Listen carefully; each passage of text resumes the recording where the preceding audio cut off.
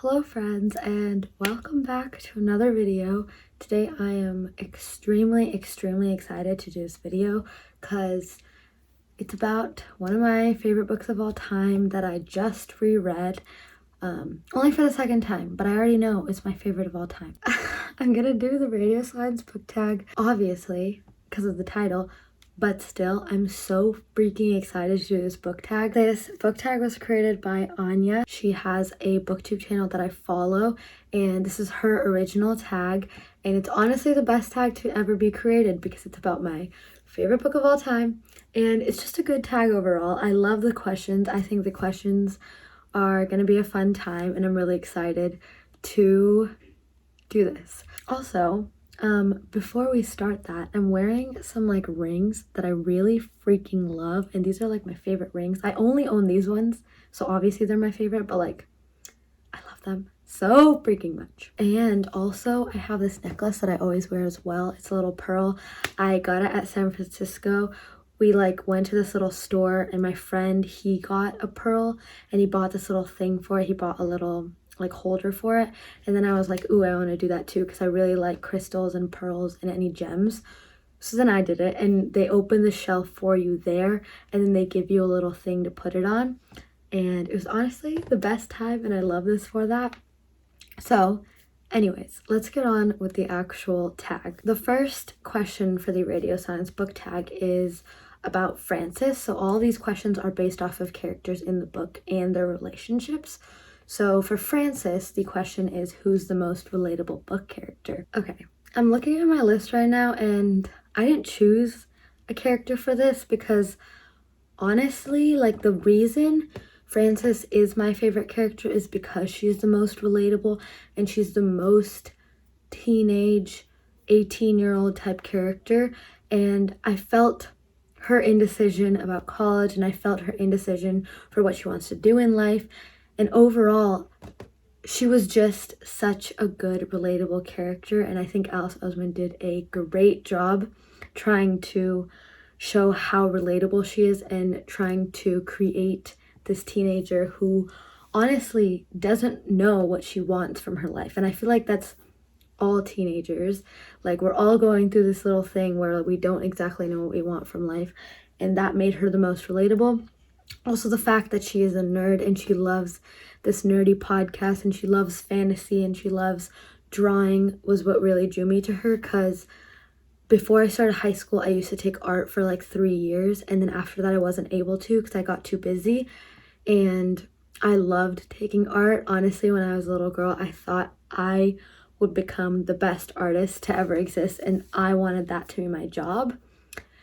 And that didn't happen, but I'm still in the art industry, I guess, which is really nice. She's just the most relatable character, and I know a lot of people will say this because I think Frances was written for all of the younger people in the world, and I think that's such a great way to describe her. She is the epitome of what a young nerdy person is, and I think Alice Oseman did the best job of making her a relatable character. And I think I'm gonna forever use, if I ever write, and if I ever take a writing class or write a book or whatever, if I ever write anything or make anything, I'm definitely gonna take from the relatability she made in her character and really be inspired by that, because I honestly believe she was able to create the best, most relatable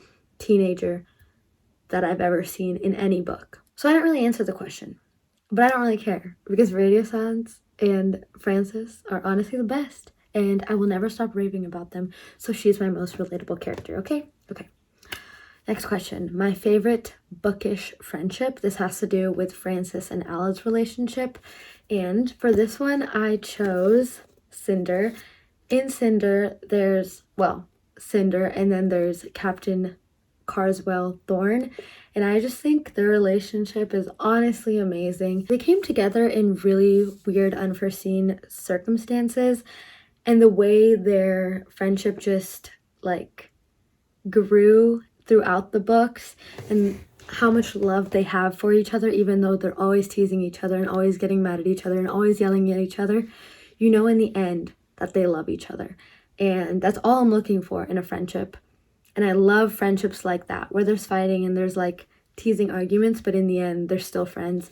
And even though Carswell Thorne continuously flirts with her, in the end, we know that their friendship or like relationship is very platonic, and it's honestly awesome. And the way they both like save each other from death multiple times is great too.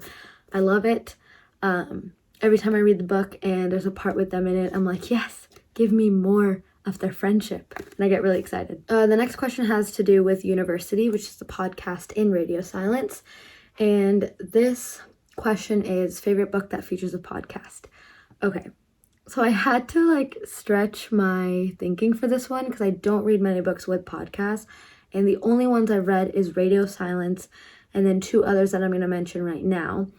And these other two are ones that I don't really think are the best books. I don't choose these because I love them so much. It's more that I do think they're good books and I do think they're really good books. I just am trying to find one for a podcast. And these don't technically work in a way, but you know what? That's all I had. That's all I've read. So I wanted to still give an answer for this one.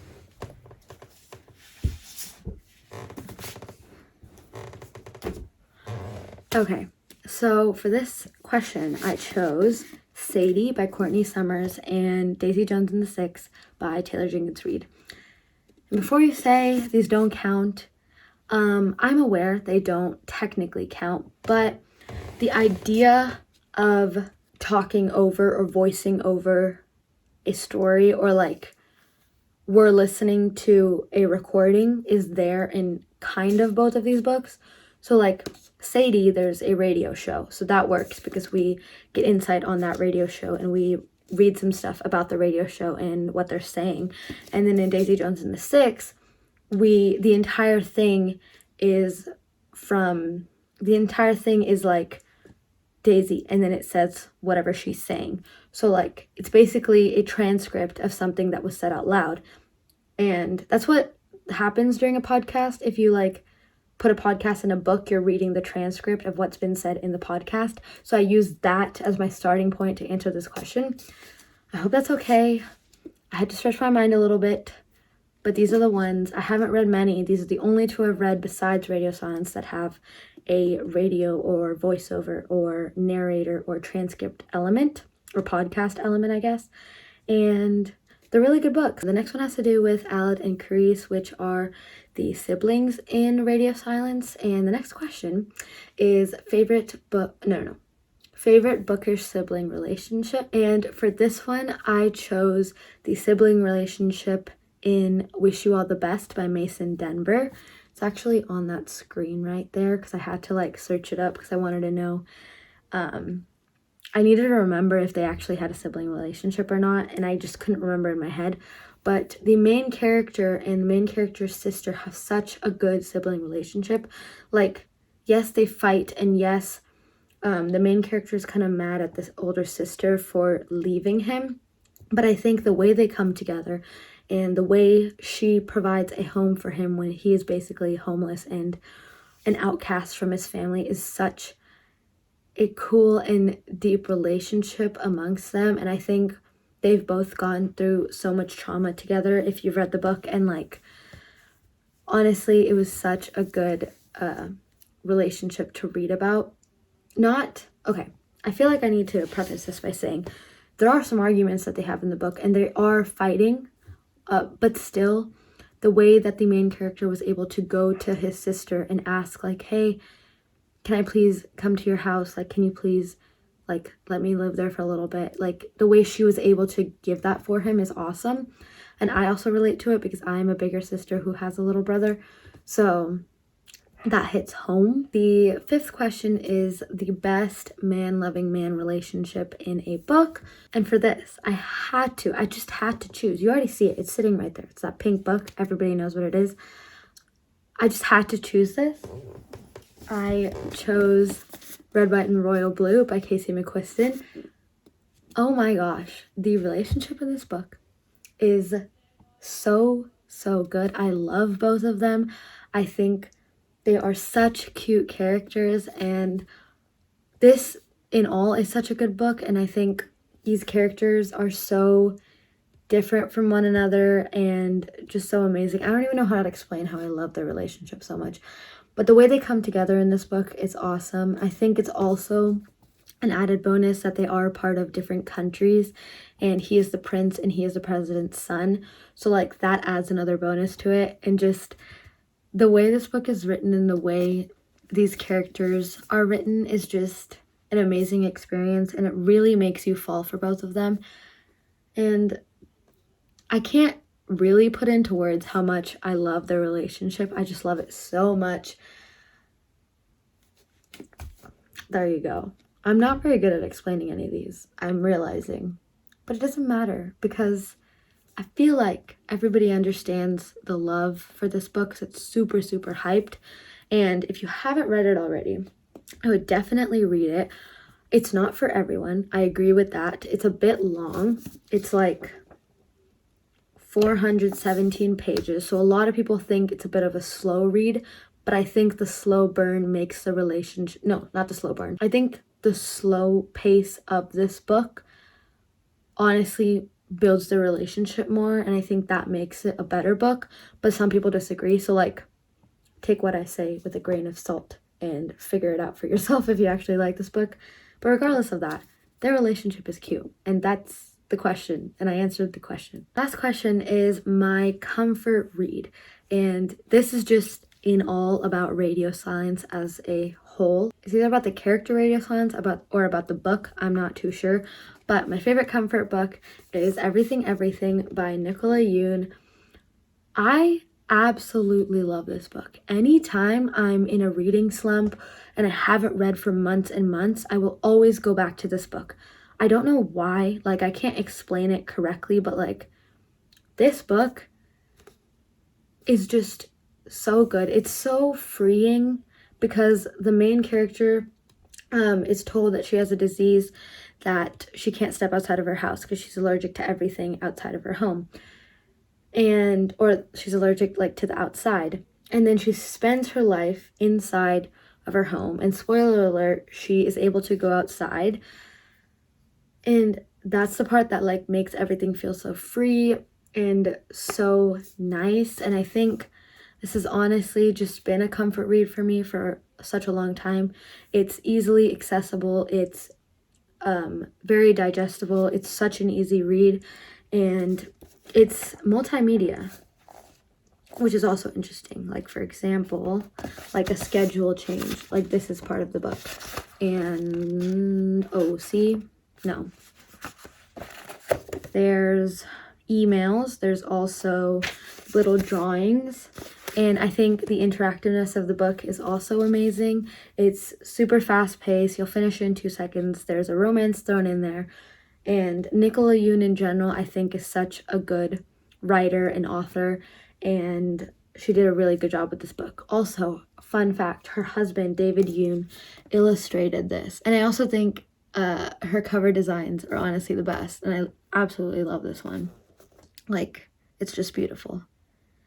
And if you are a YA reader and you just need something that will be quick and it'll make your heart warm, read Everything.